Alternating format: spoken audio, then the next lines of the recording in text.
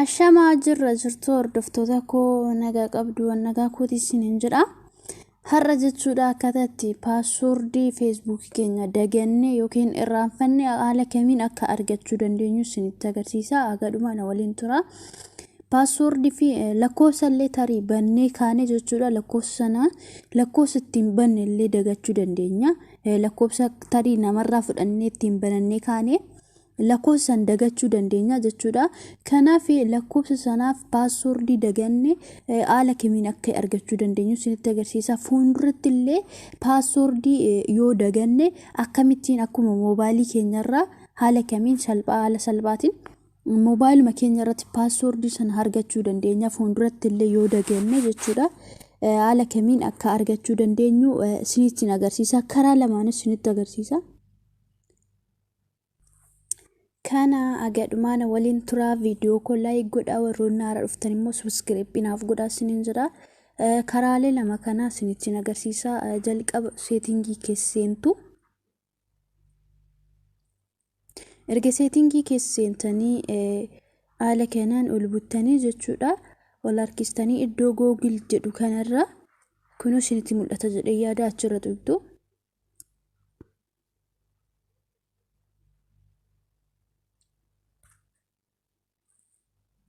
Ergaala kanaan tuqxanii iddoo kanarratti iimeelii keessanii maqaa isinii baasaa jalatti jechuudha.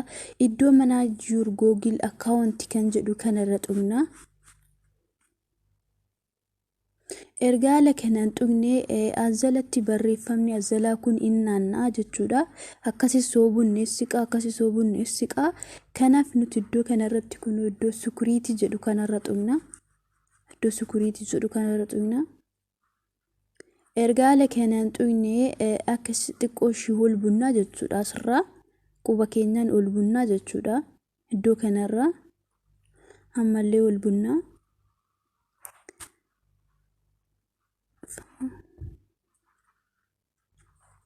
Ol harkisnaa jechuudha. Ol bunneetu ol harkisnaa. Ol bunnaa. Kunoo iddoo kanatti paaswoordii jedha. Paaswoordii kan jedhu kanarra tuqnaa. Nuti amma paaswoordii feesbuukii barbaanna waan ta'eef kunoo iddoo kanarratti feesbuukii kanarra tuqna.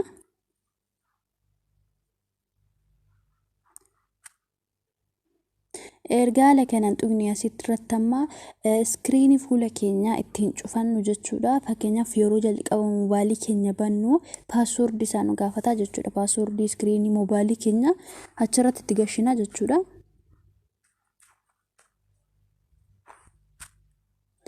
Ergaala kanaan gashinee kunoo jechuudha. Jalatti lakkoofsa nuti paaswoordii feesbuukii keenyaa lakkoofsa ittiin banne illee quba qubaatti nuuf ka'a jechuudha. Fakkeenyaaf kanan lakkoofsa kanaan feesbuukii banadhee jiru jalatti paaswoordii isaa wajjin naa ka'a jechuudha. Ammotooni iddoo ija tanarra tuqee jechuudha. Kunoo mallattoo ija tanarra paaswoordiin koo hin mul'ata jechuudha. Fuulletti ba'a. Oo barbaannes koppii godhannee iddoo kanarra paaswoordii bakka feesbuukii itti gashuu barbaanne sanarra koppii godhannee geeffannee itti gashuu dandeenya. Adda baafachuuf immoo iddoo ija tanarra tuqnee lakkoofsa paaswoordii keenya illee adda baafachuu dandeenya, qabachuu dandeenya jechuudha.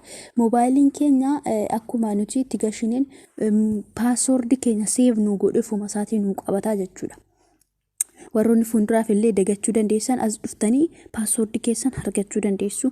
Lakkoofsa illee ittiin bantan yoo dagattan namarraa fudhattanii dura ittiin bantan lakkoofsaan oobantan malee paaswoordii san sin gaafate lakkoofsa sin gaafate feesbuuk keessa sin gashaa jechuudha. Yeroo jalqabaaf bantanii kanaaf azala argachuu dandeessu siniin jedha.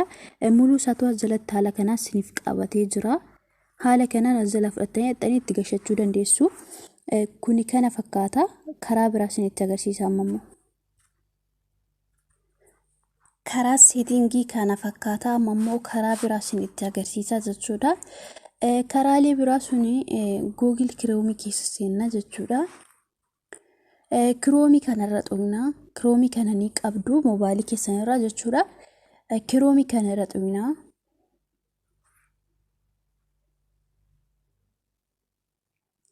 Obsaan eeggadha. Ergaala kanaan tuqnee iddoo kanarra kunoo haala kanaan nu baasaa jechuudha. Chrome iddoo sarara tuqaa sadan tanarra tuqna. ergaa achirra tuqne iddoo seetingii kan jedhu kana tuqna. Sinii gala jedhee yaada.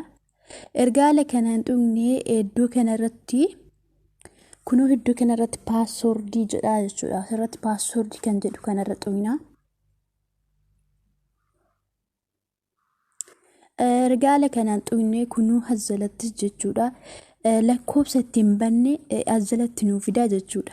Lakkoofsa nuti itti feesbuukii bananne sana asjalatti nuuf fidaa jechuudha.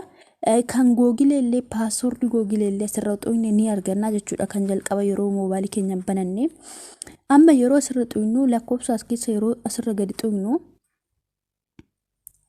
asirra naa tuqnu haala kanaan paaswoordii jalatti nuuf fidaa jechuudha. Otoon asirra tuqee paaswoordiin koo hin mul'ata jechuudha.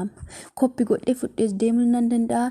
Ija tanarra tuqee lakkoofsatti jijjiiramaa jechuudha. Nama asirraa cufamee jiru kun amma lakkoofsaan ittiin banee kun lakkoofsa ittiin banee kun immoo paaswoordii isaatii jechuudha. Haala kanaan yeroo duubatti deebinu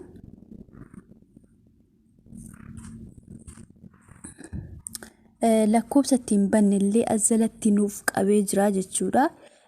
Mallattoo ishii kana jechuudha.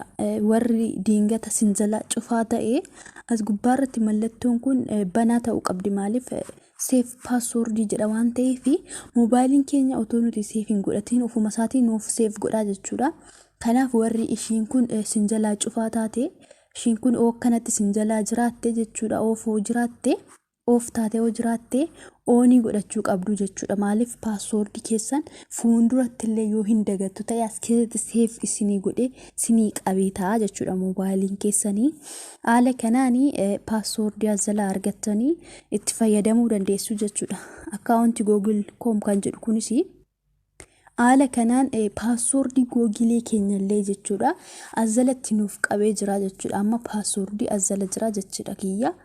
Haala kanaan itti fayyadamuu dandeessu jechuudha. Warroonni paaswoordii feesbuukii keessanii dagattanii haala kanaan isiniif baasu dandeessu. Feesbuukii keessanii yoo dagattan kan googilee keessanii yoo dagattan kan haala kanaan paaswoordii keessan muluu wanta ittiin bantan jechuudha. Paaswoordii isin qabdan kan ittiin moobaayilii keessan irratti paaswoordii kamiyyuu gashitanii ittiin banattan bakka kanatti isiniif kaa'aa jechuudha. Isin yaadachiisa jechuudha. Moobaayiliin keenya ofuma isaatii seef nuu godhee nuuf qabataa jechuudha.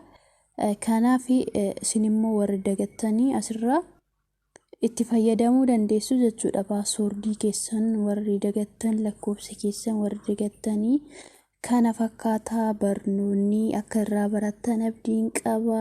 Galatoomaa nagaan turaa. Viidiyoo biraa walitti deebinutti turtii gaarii.